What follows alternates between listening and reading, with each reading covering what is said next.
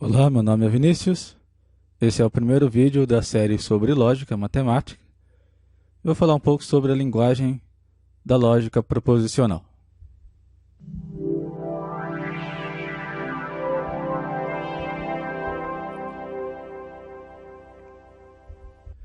Muito bem, então, primeiramente, o objetivo dessa série é fazer uma introdução ao estudo da lógica clássica e os seus principais resultados metamatemáticos. Então, a gente vai começar falando da lógica proposicional, também da lógica de primeira ordem. Então, a ideia é tanto falar da parte sintática quanto da parte semântica e também fazer uma formalização dessas teorias. E, uma vez realizada essa formalização, a gente pode estudar questões metamatemáticas, né? Então, são questões relativas à consistência, independência, correção e completude dessas teorias. Então, esse é basicamente o roteiro da nossa série sobre lógica. Bom, a lógica proposicional trata de, é claro, proposições. Então, não vou entrar no mérito filosófico do que seria uma proposição. Para todo efeito, a gente vai considerar uma proposição como uma sentença declarativa. Por exemplo, Brasília é a capital do Brasil. Então, é uma sentença na qual eu realizo uma dada afirmação e eu posso associar um valor verdade a essa afirmação. Esse valor verdade pode ser verdadeiro ou falso. Bom, e a partir de proposições iniciais, ou proposições atômicas, a gente pode criar novas proposições mais complexas por meio dos conectivos lógicos. Com relação à linguagem, a linguagem é basicamente um conjunto de símbolos que irão apresentar diferentes significados dependendo da forma como eles são organizados, ou são dispostos. Uma linguagem possui, digamos assim, 2 mais 1 dimensões. Então, a gente tem a parte sintática, que é basicamente o próprio conjunto de símbolos, e regras de formação de palavras e frases. Então, se eu tomar uma sequência qualquer de símbolos, eu tenho uma expressão. Só que nem todas as expressões irão ser úteis para o nosso trabalho. Então, a gente vai precisar estabelecer regras de formação de expressões que terão significado para a gente. A outra dimensão é a dimensão semântica, que é a forma como aquela parte sintática adquire significado.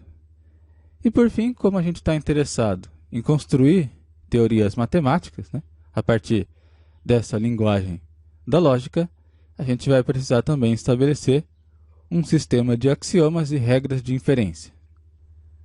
Uma questão importante a se considerar é a diferença entre linguagem e metalinguagem.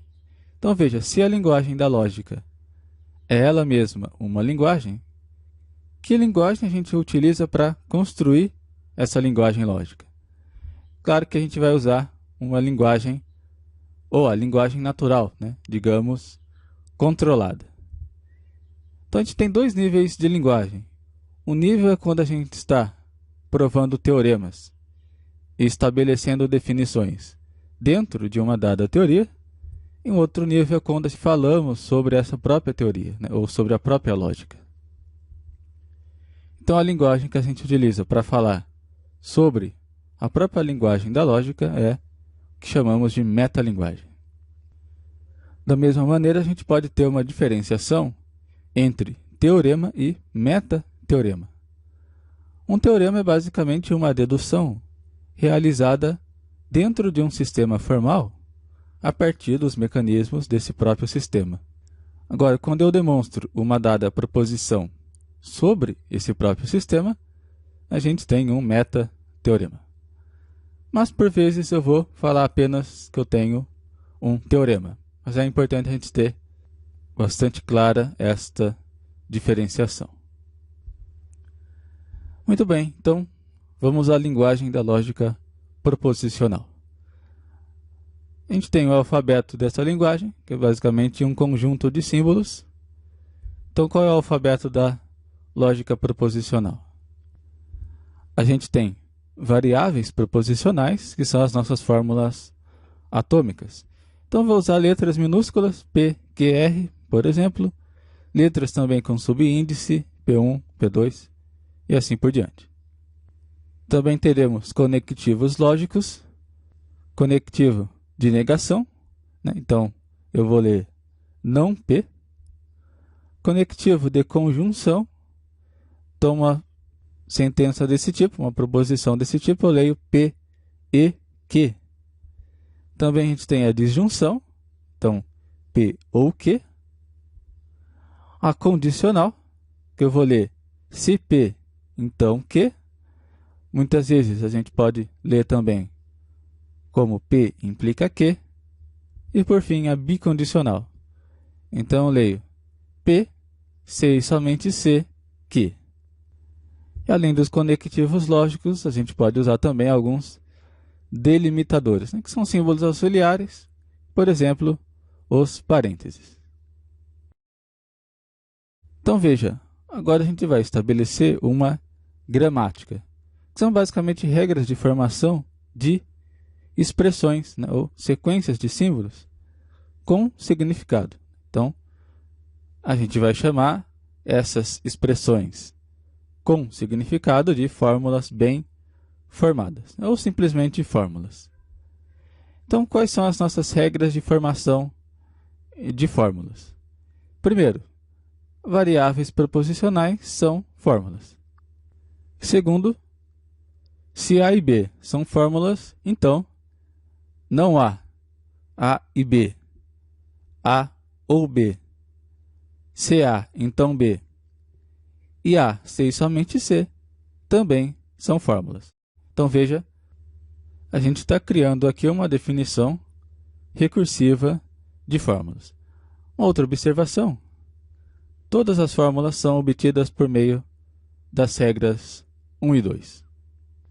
Além disso, observe o seguinte, essas letras A e B, elas não foram declaradas como símbolos do nosso alfabeto, mas a gente está utilizando essas letras como metavariáveis.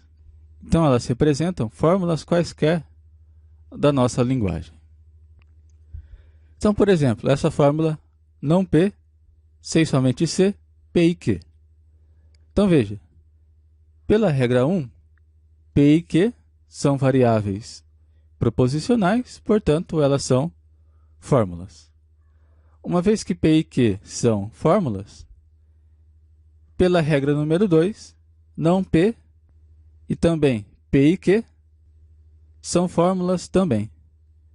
E, finalmente, se não P e P e Q são fórmulas, essa última fórmula, não P, se e somente C, P e Q, também é uma fórmula, novamente pela regra número 2. Então, essa expressão ela foi construída com base nas nossas regras de formação, portanto, ela é uma fórmula correta da nossa linguagem. E todas as fórmulas podem ser construídas passo a passo, utilizando-se as regras 1 e 2. Então, por enquanto é isso. Falei um pouco sobre a lógica proposicional. Se você quiser fazer o download dos slides, vou deixar o link na descrição do vídeo, ou você pode acessar diretamente o site numeroimaginário.com.br.